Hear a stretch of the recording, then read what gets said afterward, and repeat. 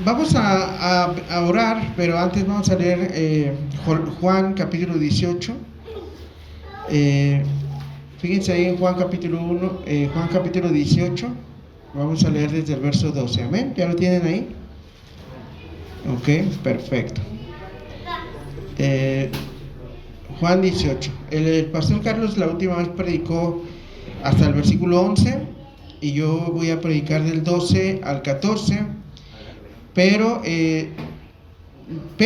especialmente voy a predicar del 12, si nos da el tiempo, y especialmente de la parte que dice, la final que le dice, y le ataron. Amén. Esa parte es la que, de hecho es el tema, atado por cuerdas de amor y cuerdas de odio. Amén. Ese es el tema, atado por cuerdas de amor y de odio. Juan 18:12. Así que vamos a leerlo, dice así: entonces la compañía de soldados, el tribuno y los alguaciles de los judíos prendieron a Jesús y le, ¿qué dice? Ataron. Repita conmigo, le ataron. Y le llevaron primeramente a Anás, porque era suegro de Caifás, que era sumo sacerdote aquel año. Era Caifás el que había dado el consejo a los judíos de que convenía que un solo hombre muriera por el pueblo. Amén. Oremos. Mira, Señor, estamos aquí, abrimos tu palabra y confiamos en el Espíritu Santo que has puesto en nuestro corazón, como dice tu palabra, 1 Corintios 6:19, que tú has hecho morar el Espíritu en el creyente, tu Espíritu Santo en nosotros. Como templo del Espíritu Santo, cada uno de nosotros queremos entender tu palabra, pero no queremos entenderla en la carne, queremos entenderla conforme a tu Espíritu Santo, conforme a tu verdad, conforme a tus planes y tu propósito. Señor, ayúdanos a entender tu palabra, en el nombre de Jesús. Amén. Pues bueno, aquí tenemos esta escritura, ya vamos en el 18, no falta mucho para terminar Juan. Es impresionante, realmente es impresionante todo lo que hemos visto, llevamos ya mucho tiempo en Juan.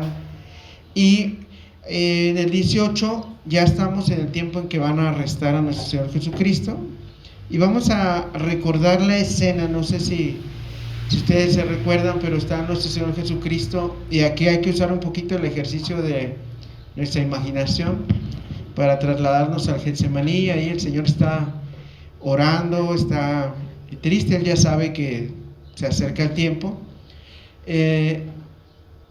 Concéntrese en esto, vamos a pensar en el lugar. ¿Cómo se imagina que era el Getsemaní?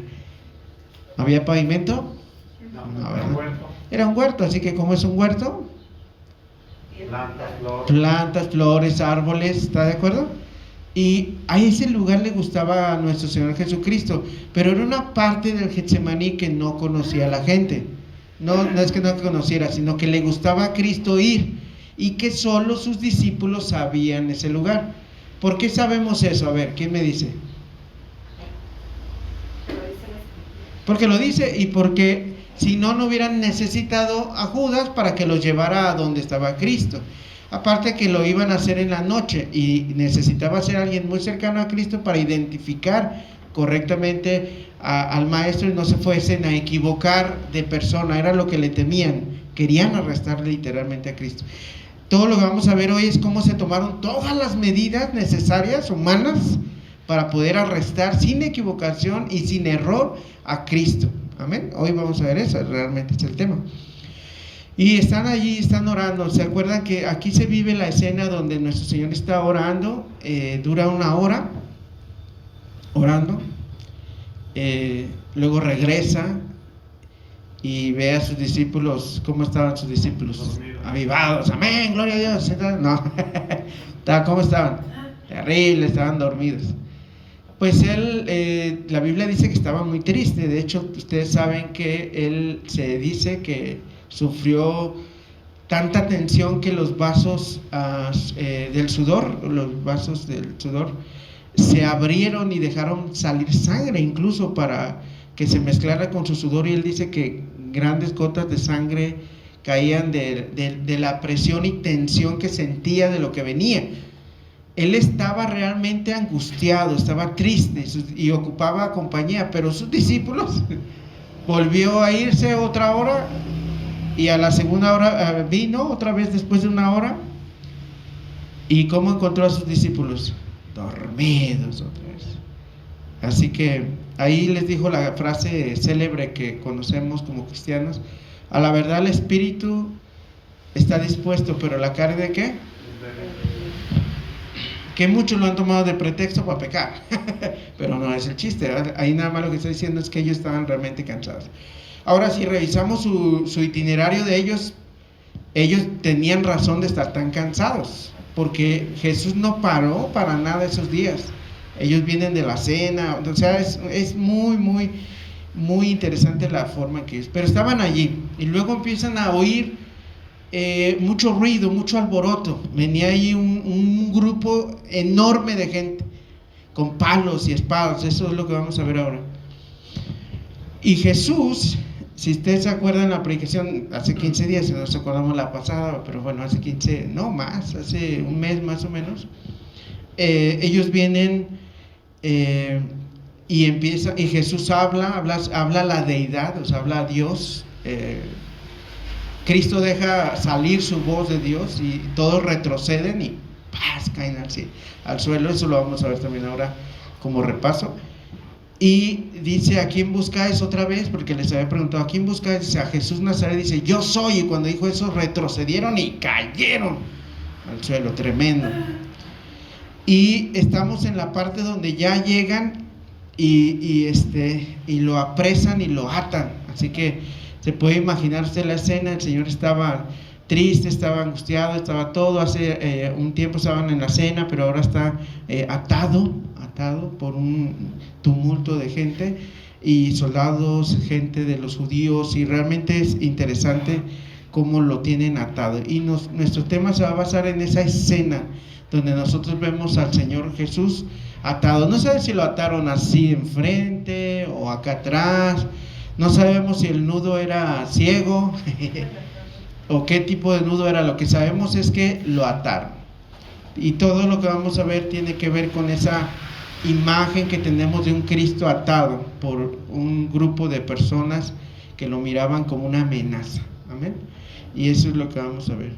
Pero vamos a trabajar en el versículo, a desglosarlo, porque la palabra es para desglosarla, para disfrutarla. Vamos a empezar en el verso 12, obviamente, que dice: entonces la compañía de soldados, el tribuno y los alguaciles de los judíos. Vamos a ver esa frase, ¿sale?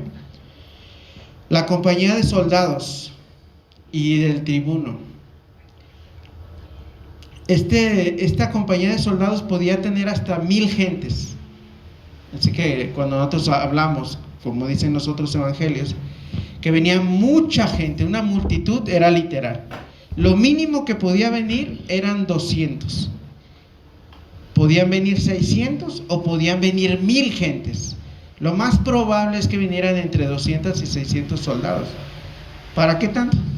¿Para Jesús? ¿Un hombre, un pacificador, alguien que habló siempre el mensaje de paz en las calles? Realmente eso es lo que vamos a ver ahorita. Un poquito, usted y yo vamos a meditar. ¿Para qué tanto soldado? ¿Por qué llevaban tantos soldados romanos? La primera parte son soldados romanos. Vamos a estudiar esa parte. ¿Por qué tantos soldados romanos? ¿Qué piensan? Porque le tenían miedo. Tenían miedo, ¿verdad? ¿Y qué les daba miedo de Jesús? Pues, A lo mejor que la gente que lo seguían a él se volcaran contra ellos. Muy bien. Lo más probable, porque cuando se movía el tribuno era para mantener el orden.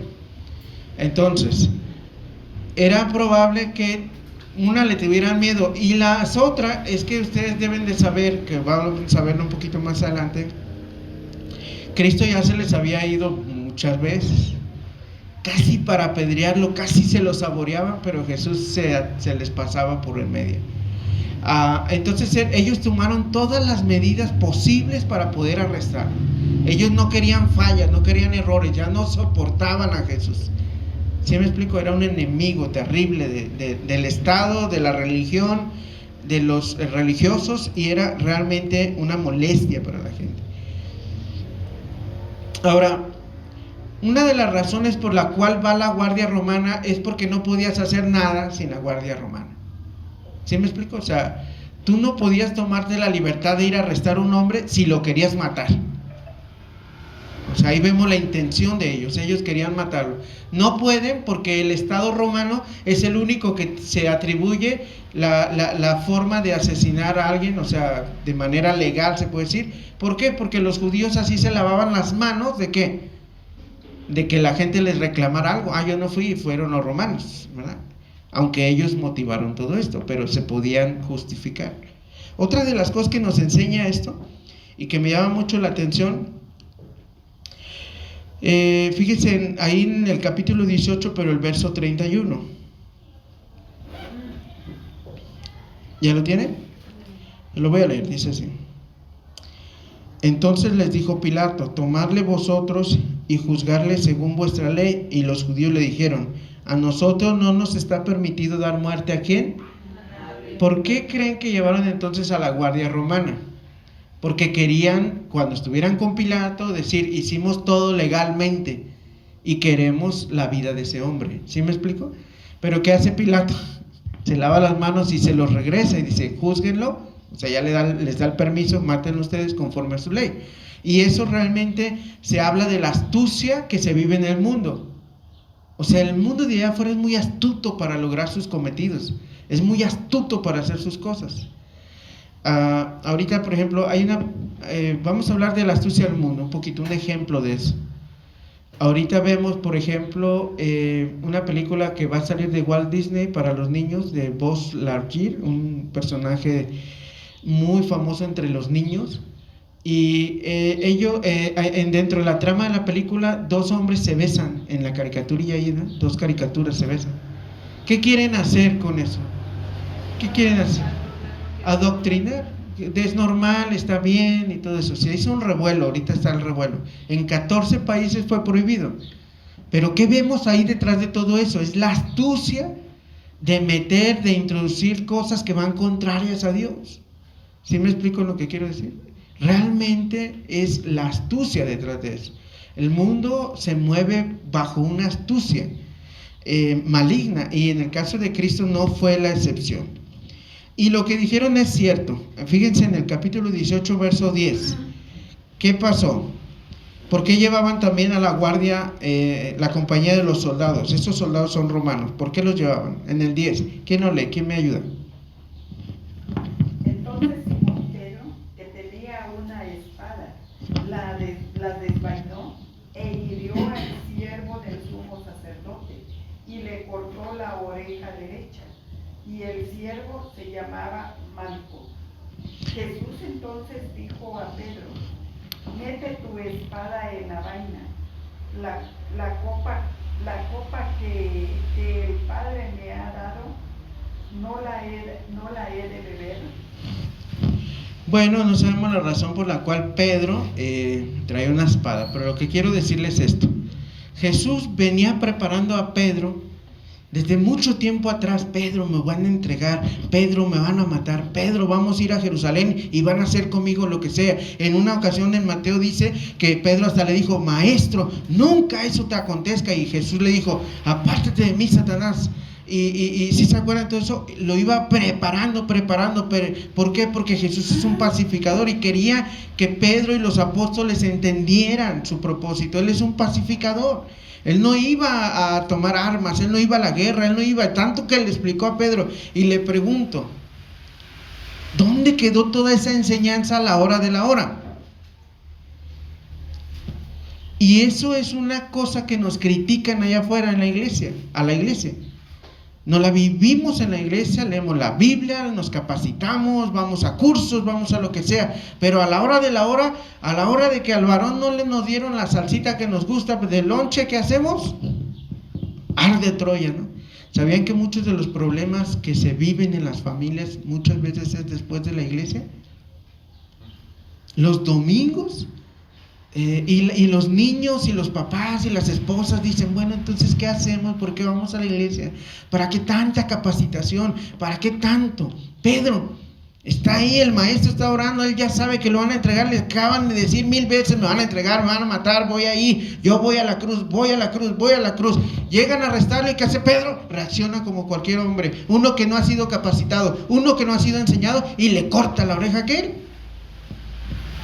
Y no sé si le ha pasado, y uno se frustra por eso, porque uno dice, oye, el pastor Jorge, mira, está bien capacitado, fue a un instituto bíblico, da predicaciones, pero cuando de pronto se enciende, de pronto hace eso. Y no es una justificación, estoy diciendo porque pasa.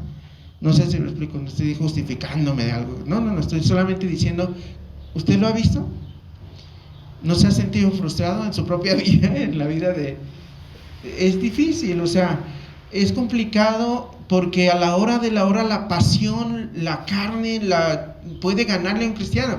Eso no demeritó a Pedro el ser uno de los líderes, no el máximo líder, uno de los líderes de la iglesia, ni tampoco le desacreditó como cristiano, sino que estaba en formación, y eso es lo que debemos de pensar.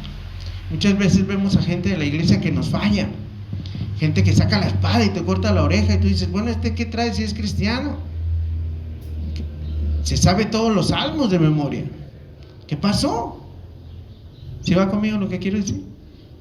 Uno puede entender a Pedro y decir, bueno, ¿qué pasó con Pedro? Ahora, hay otra cosa que pasa aquí, quisiera que lo viera en el 18, 4 al 8, ya vimos lo de Pedro, lo de las semanas pasadas, les decía que lo vamos a repasar un poco. Sucede lo del que Jesús, cuando oye la multitud que viene, lo voy a repetir la lectura, aunque ya lo vimos en la aplicación, pero dice, pero Jesús, sabiendo todas las cosas que le habían de ¿qué? De sobrevenir, se adelantó y les dijo, ¿a quién buscáis? Y le respondieron, a Jesús Nazareno. Jesús les dijo, yo soy. Ellos usó el tetragramatón, el nombre de Dios, el nombre divino. Él habló como Dios, pues. Aquí es donde los testigos de Jehová no comprenden, ¿verdad? Los testigos de Jehová siempre nos dicen, ¿por qué Jesús hablaba a veces y decía, yo no sé el futuro, yo no sé esto? Porque muchas veces Jesús se movía en las dos esferas. Él siempre trataba de estar siempre en su naturaleza humana, o sea, él sintió hambre, cansancio, predicó como nosotros, se cansó y todo, y no usaba su deidad para nada. Los milagros los hacía a través del Espíritu Santo o de Dios Padre. Él mismo decía, las obras que yo hago no las hago por mi propia cuenta, sino que el Padre que me envió, Él las hace para respaldarlo. Ustedes van a decir, ¿eso le quita poder o algo? No, eso es la humildad que dice Filipenses, que se despojó a sí mismo, y no es que dejó allá, no, simplemente inhibió, no lo usaba. ¿Sí me explico? No usaba esa capacidad. Pero aquí se ven las dos, porque la primera vez dice, yo soy. Estaba también con ellos Judas, el que le entregaba, y cuando dijo yo soy, retrocedieron, y ¿qué dice? ¡Pras! Cayeron. ¿No? Se oyó ahí en el zacatal, o se oyeron las ramas, o el chiste es que se cayeron. Aquí yo preguntaba, ¿por qué no les afectaron estos dos hechos asombrosos que pasaron? Este es el primero. El segundo es que Pedro le corta la oreja a Malco, y en el Lucas 22:51 dice que Jesús toma la oreja, casual, ¿no? Como si nada, le agarra la oreja y se la pone, y Pedro lo empieza a regañar, y el otro ya con la oreja puesta, pues, o sea, como si nada, en segundos. Un milagro que es a un enemigo de Cristo que lo quería arrestar, a un hombre que no ejercía fe. No es como la mujer que del manto que dijo, Él me va a sanar. No, este milagro fue voluntario de parte de Dios, corrigiendo un error de Pedro. ¿Cuántos errores habrá corregido ya Dios de nosotros? Un montón. Y que, ¿cómo nos tiene paciencia Jesús? No, o sea, Él es su discípulo, lo ha estado capacitando y lo tiene aquí. Pero lo que yo quisiera que viera es que hay mucha gente, está viendo los dos hechos, sintieron la gloria de Cristo, se caen, y vieron todavía que pasa eso, lo de la oreja, se la ponen, y continúa el arresto como si nada. Y mucha gente de pronto viene a nuestras iglesias y dice, es que si hubiera aquí más milagros, si le pegáramos la oreja a alguien, si levantáramos a un cojo aquí, crecería y seríamos una iglesia maravillosa. Los milagros son buenos y toda la vida es un milagro. Y, mire, pasamos el 2020, otra vez viene que subiendo otra vez que el COVID y todo. Y es un milagro. Si Dios te permite un día más de vida es porque Él quiere y tiene un propósito en tu vida, porque Él nos ha bendecido. Pasáramos tantas cosas y estamos aquí. ¿Por qué? Así que es un milagro, ¿verdad? ¿Sí o no es un milagro la vida? ¿Y para qué queremos más hechos así? Decía en una iglesia donde les gusta mucho hacer eso de orar por la gente para que sanen. Un pastor estaba muy triste porque de alguna forma, en algún momento, un hombre que ya estaba dado de desahuciado, porque tenía cirrosis, ¿cómo se dice? Con documentos y todo, el hombre del hospital ya se va a morir. Los hermanos empezaron a orar y sanó milagrosamente. Y el pastor lloraba y yo dije, oye, pues si me estás platicando eso, ¿por qué eres tan infeliz? No, pues porque ¿dónde crees que anda ahorita? Tomando otra vez. ¿Para qué lo sanó Dios? La gente se deja ir mucho por ese tipo de cosas. Dios hace milagros, la vida es un milagro. Hay que darle gracias a Dios por eso. Pero le voy a decir una cosa que pasa aquí. Esta gente está tan dura de su corazón que no le afecta nada. Amén. Nosotros le damos gracias a Dios por todo. Ahora, dice que esta gente, algo que debemos de ver. Entonces la compañía de soldados, el tribuno y los alguaciles judíos, aquí no nos dice un dato que sí nos dice Mateo, que esa gente venía con espadas y palos. Vamos a ver esta misma escena, pero contada por Mateo, para ver qué nos añade a la narración, que nos sirve para comprenderlo más. Vaya conmigo a Mateo, capítulo 26, verso 47. ¿Quién me ayuda a leerlo en voz alta? Mateo 26, 47. Esta narración casi la dicen, los 4 evangelios casi la dicen, agregando uno que otro detalle, casi muy, muy parecida los discípulos del Señor.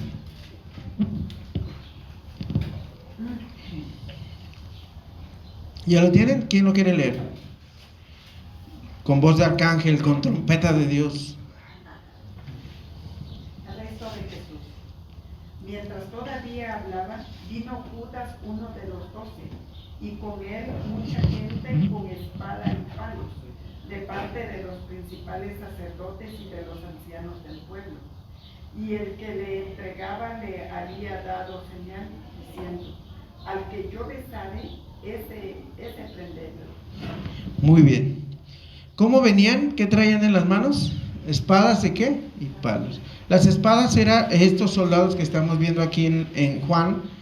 Dice la compañía de soldados, ellos eran los únicos que tenían permitido tener armas así en gran cantidad. Y los que tenían palos, pues eran la guardia judía del templo. Ellos les daban como permiso de tener un palo, casi como estos guardias que andan por ahí, que traen un tolete, ahora le llaman tolete, ¿verdad? Tenían un palo.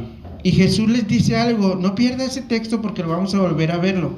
Póngale ahí una marca, un billete de 500 o algo así que les recuerde que está allí el asunto, ¿no? Uno de a 1000, para que 500. Por lo valioso que es el texto, ¿no? ¿Ya lo tienen? Bueno.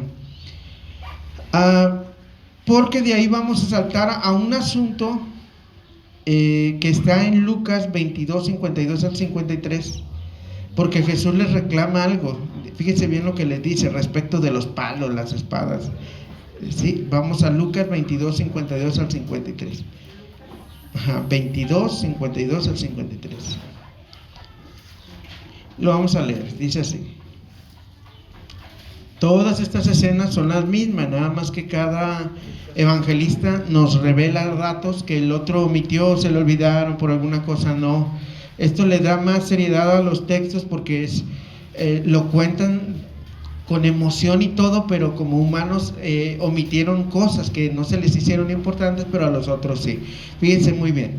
Vamos aquí y obviamente todo controlado por el Espíritu Santo, ¿verdad? Sin anular la personalidad de los escritores ni nada, ellos escribieron estas palabras. Ya lo tiene, 22, 52 al 53. Dice así, Lucas 22, 52 y 53. Dice así. Y Jesús dijo a los principales sacerdotes, a los jefes de la guardia del templo y a los ancianos que habían venido contra él: ¿como contra ladrón habéis salido con espadas y palos? Y en el 53 dice: habiendo estado con vosotros cada día en el templo, no extendisteis las manos contra mí, mas esta es vuestra hora y la potestad de las tinieblas. Aquí vemos a nuestro Señor Jesucristo consciente de que Él está bajo el poder humano y bajo el poder satánico, ambos trabajando juntos para llevarlo a la cruz, para castigarlo, para acabarlo, supuestamente. Por eso la Biblia diría después, con Pablo diría, que los espíritus, como el diablo y todos ellos, quedaron exhibidos públicamente, derrotados en la cruz. ¿Por qué?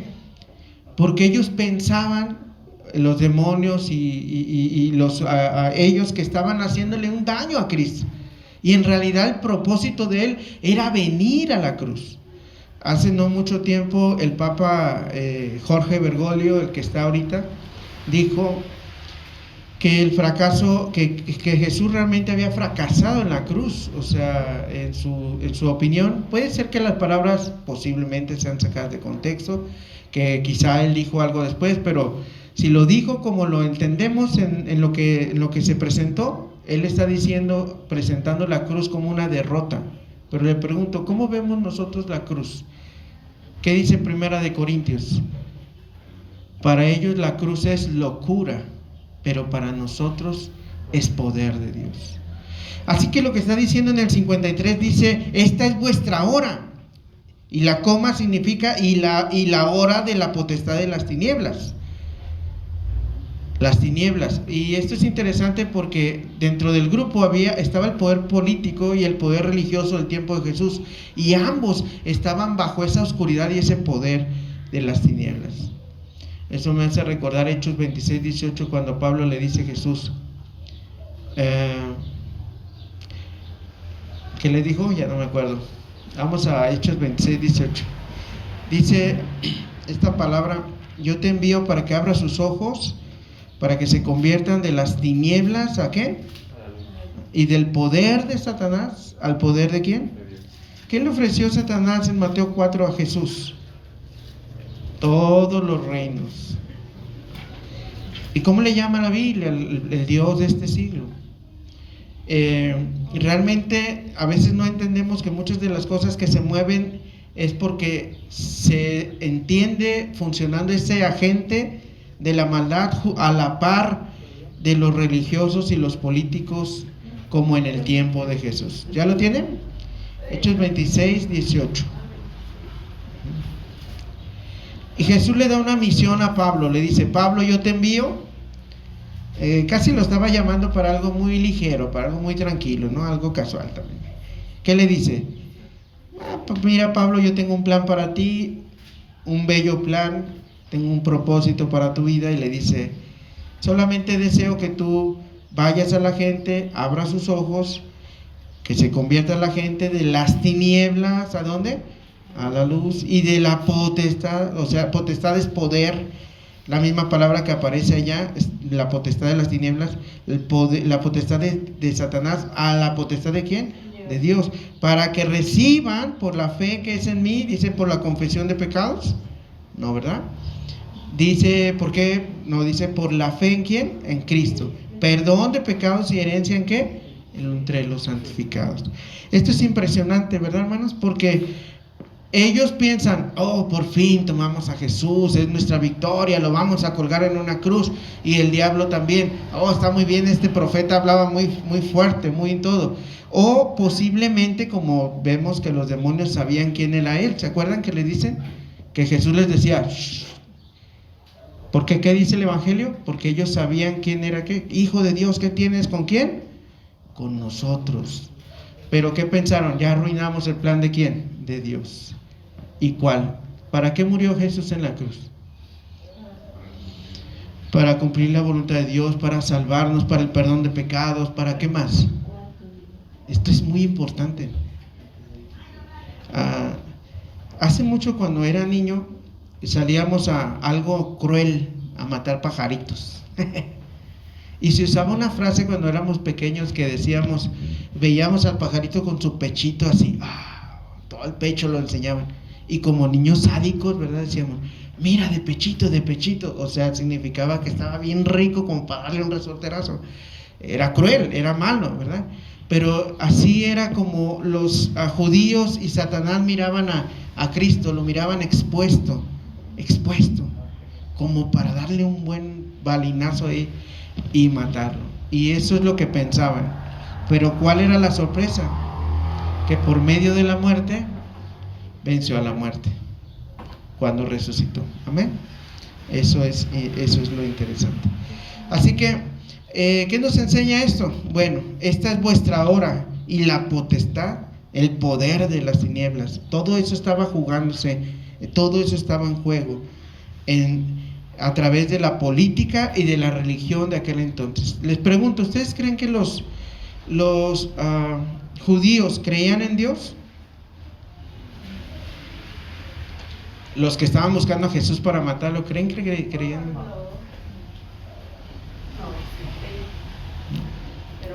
Sus hechos decían que no, pero la boca de ellos, ¿qué decía? De hecho, ¿en nombre de quién lo querían matar? ¿Ustedes creen que se puede recibir daño a una persona de parte de gente que confiesa a Dios? ¿No era lo que hacían antes cuando se levantaba un predicador en un pueblito por aquí?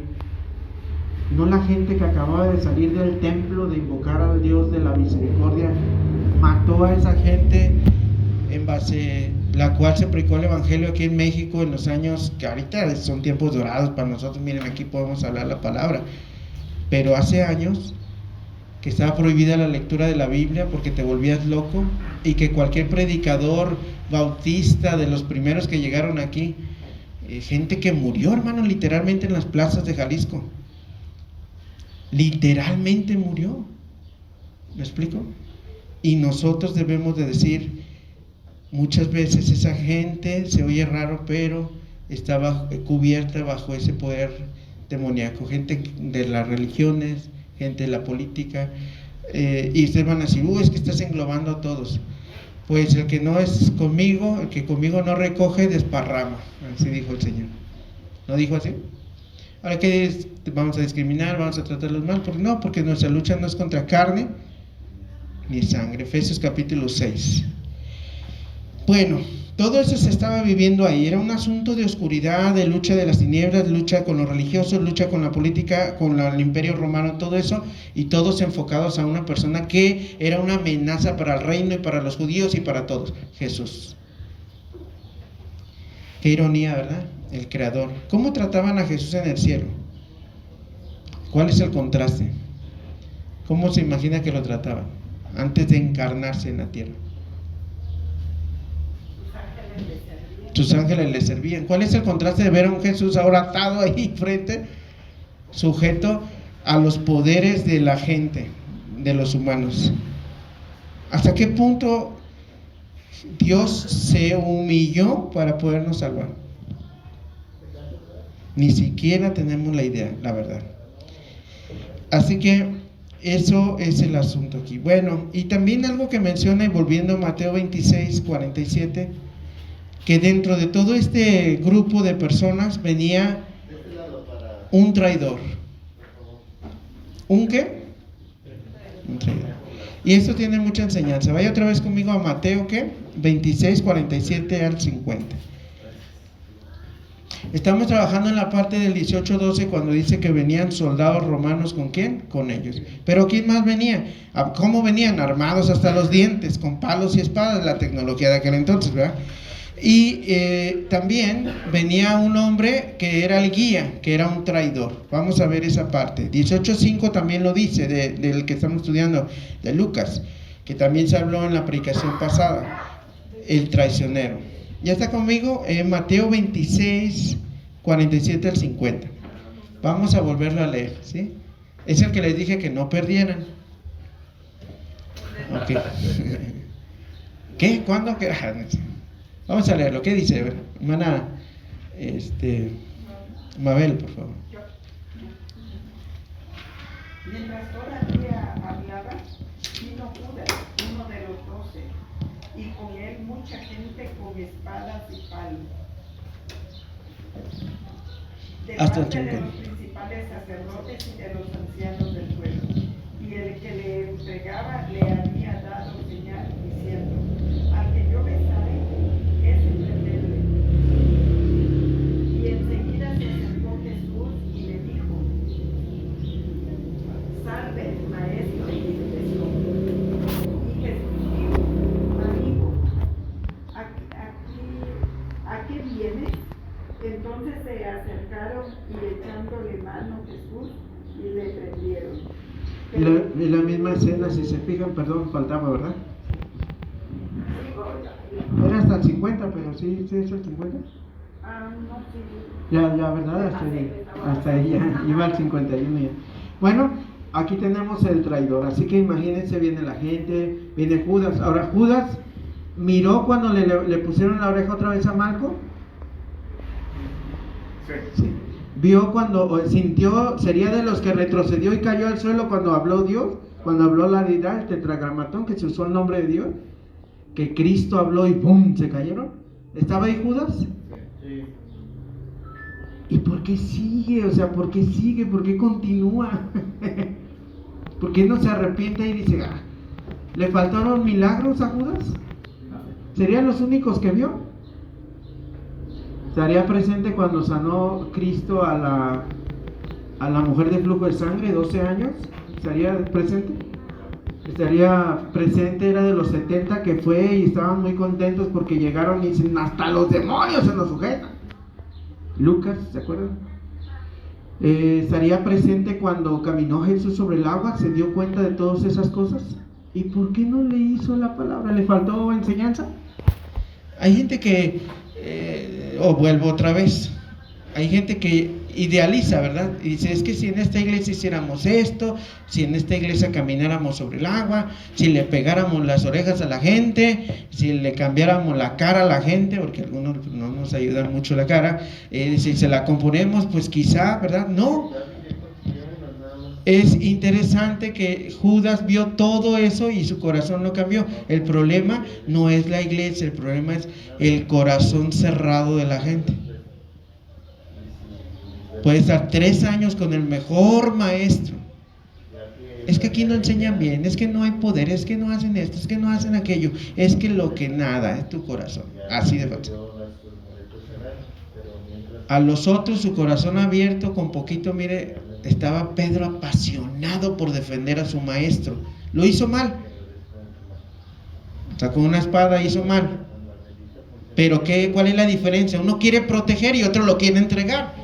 ¿Cuál es la diferencia? ¿Sí va conmigo lo que quiero decir? Es interesante cuando nosotros entendemos esto. Ahora, el efecto, y esto lo he repetido cada que hablamos de Judas, yo lo entiendo, pero la repetición es buena para nuestra memoria y nuestra enseñanza. Lo he repetido. El hecho de que una persona falle dentro de un grupo no debe ser el factor que nos aleje de Dios.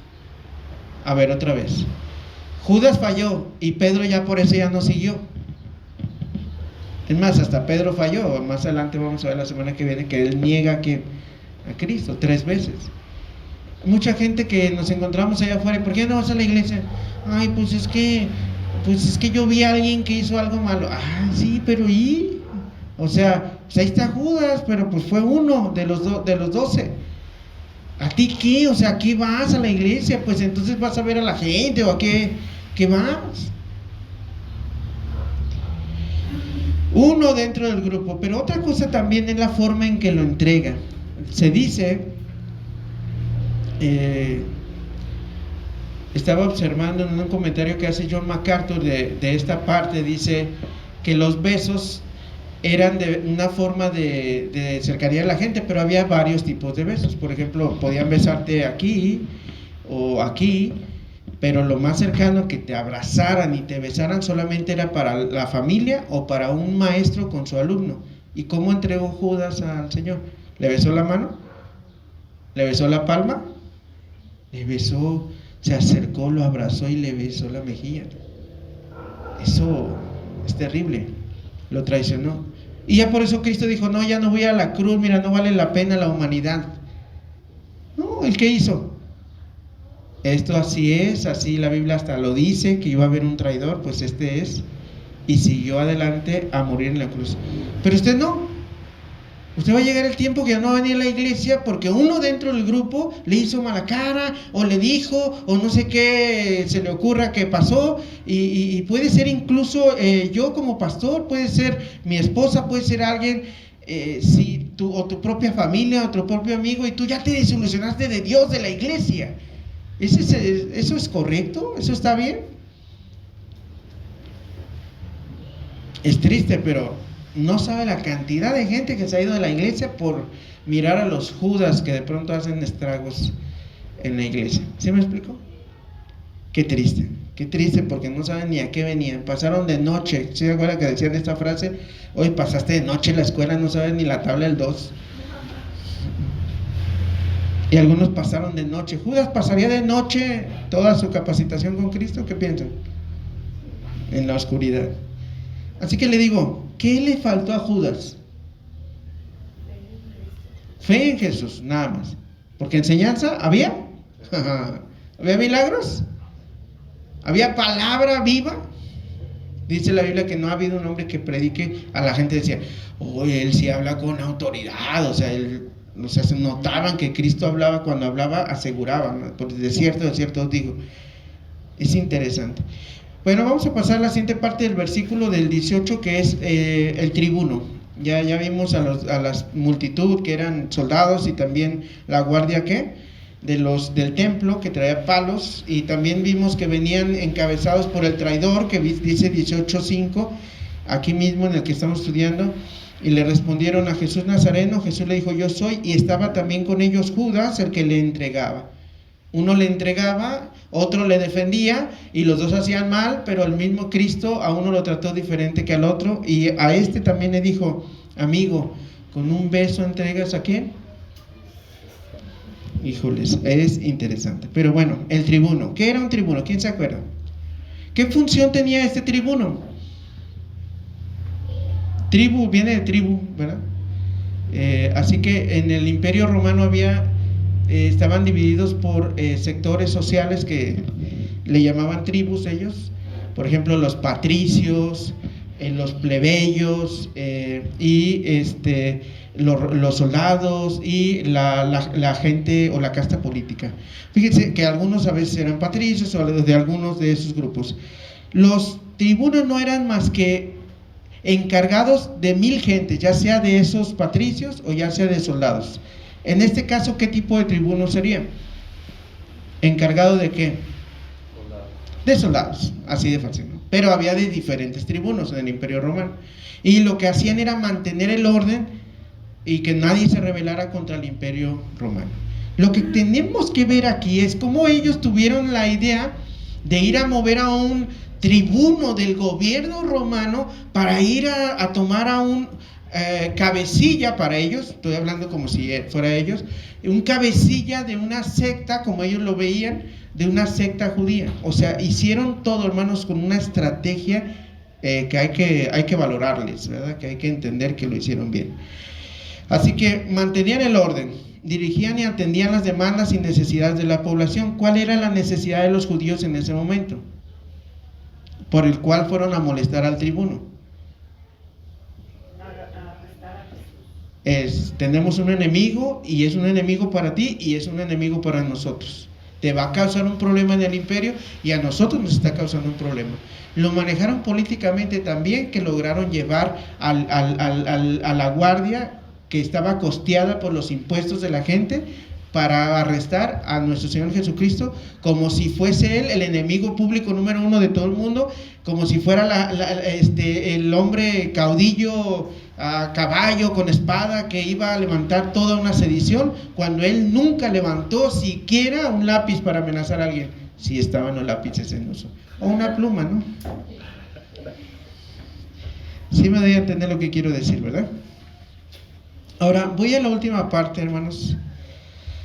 quiero comentarles algo interesante ya para terminar, pero es sobre la injusticia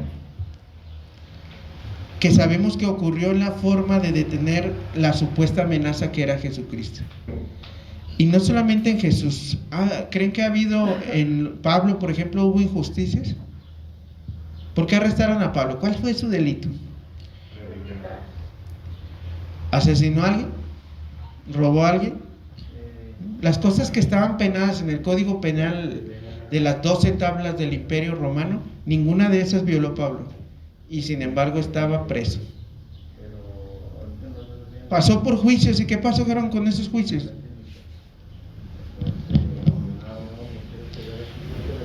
Esa parte prendieron a Jesús. Todo de aquí en adelante es una injusticia. Y a nosotros, cuando no nos atienden en el IMSS, ya nos morimos, ¿verdad? ¿Qué decimos? Es injusto. Y luego le decimos, ¿por qué, Dios? Y nuestro Señor Jesucristo, como cordero, fue llevado al matadero, enmudeció y no abrió su boca, llevado con Anás, llevado con Caifás, llevado con Pilato, y él calladito. Y solamente le voy a decir, le prendieron. Estaban tan orgullosos de haberlo agarrado, de haberlo detenido, de haberlo tomado. Porque en el inicio del ministerio, solamente en su primer predicación, en Lucas 4:30, Jesús se paró y leyó el rollo de Isaías y dijo, hoy se cumple esta palabra. Y se sentó, a los 5 minutos lo querían aventar al despeñadero, y Marcos dice que sus familiares decían, este está lunático, es la palabra que usan, está loco. Su familia, tíos, primos, todos decían, no, este está mal, dice que es el Mesías. Lo querían prender, lo querían matar. En Lucas 8:58-59, no lo busque, pero se lo platico así rápido, pero ya voy a terminar. Pero dice que lo quisieron tomar y él se les escabulló. Fue cuando les dijo, el Padre y yo somos uno. En el 10:31, en el 10:39 y en otras ocasiones lo quisieron tomar y se les iba. Confabulaban, le ponían tropiezo, le llevaron a una mujer que habían encontrado en adulterio, le ponían pruebas y no lo podían tomar. Pero cuando él decidió que lo tenían que tomar, cumpliéndose la palabra de Juan 10:18, que dice, a mí nadie me quita la vida, yo tengo poder para ponerla y tengo poder para volverla a tomar. Esto no es un accidente. Él iba a la cruz y iba por amor a ti y por amor a mí. Él iba a la cruz, iba decidido. ¿Por qué? Para salvarnos. Amén. Y la última frase del versículo 12 dice, está de acuerdo, amén, yo y amén, que dice, y le ataron. Y llegamos a esa escena donde hacen todo ese escándalo, se le mochan la oreja, el Señor Jesús había hablado y se habían caído, y toda esa escena tremenda, y lo atan. Así que quiero que se imagine al Hijo de Dios atado, cuerdas. Y vamos a hacer, ¿por qué le ataron?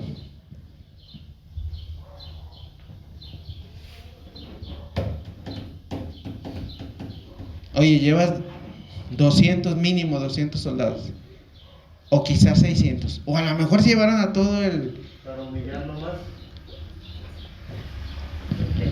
La vergüenza, queremos avergonzar al que se dice líder. Si se fijan, siempre fue eso. En la cruz que le decían, no quieras, llama a tu Dios, no que tú, que sabe qué, y bájate de esa cruz. ¿Se acuerdan que le decían debajo? Cumpliéndose la profecía de Isaías, que lo mirarán, menearán la cabeza y dirán, se encomendó a Dios, sálvele él. ¿Se acuerdan de todo eso? ¿Miedo? ¿Y por qué causa miedo a Cristo? ¿Para avergonzarlo? Sí, para avergonzarlo. Por eso dice Jesús, como un ladrón habéis venido con espadas y palos para arrestarme. Y quiero decirle algo bien interesante, algo que debe de ayudarle en esto. Volviendo tantito la cinta, el Señor Jesús estaba hincado en el Getsemaní, y ahí, ya desde ahí el Señor Jesús estaba luchando por desatarse de las emociones. Ahorita está atado físicamente, pero unas horas antes estaba luchando porque el miedo, la tensión. Y después de la segunda vez que va con ellos y que le dice, ya listo, ya vienen por mí. ¿Cómo estaba él? Él ya se había desatado. ¿Y sabe cuál es el problema? Que muchos de nosotros no nos hemos desatado de eso. Por eso cuando vienen las cuerdas reales físicas, las emocionales ya nos vienen torturando. ¿Desde cuándo? Tú ya eres libre, ¿no dice la Biblia? Dice la Biblia, ¿cómo dice la Biblia? Conocerán la verdad y la verdad os hará libres. Pero tú le dices a un hermano, pero dice el hermano, no, yo no puedo perdonar. Todo menos perdonar a esa persona que me hizo. ¿Qué tiene esa persona? Está atado. Y también esa gente le ató con estas cuerdas de odio, pero Jesús, deben de saber que antes él solito se ató por amor a nosotros. Por eso el tema se llama así, por eso el tema se llama atado por cuerdas de amor y de odio. Estas son las cuerdas del odio, pero él antes de la fundación del mundo te ató a su corazón, y por eso no se detenía e iba camino a la cruz, porque nos iba a salvar. Wow, eso es interesante. Spurgeon, sobre esta palabra ataron, él dice, las ataduras de Cristo nos enseñan lo que el pecado le haría a Dios si pudiera.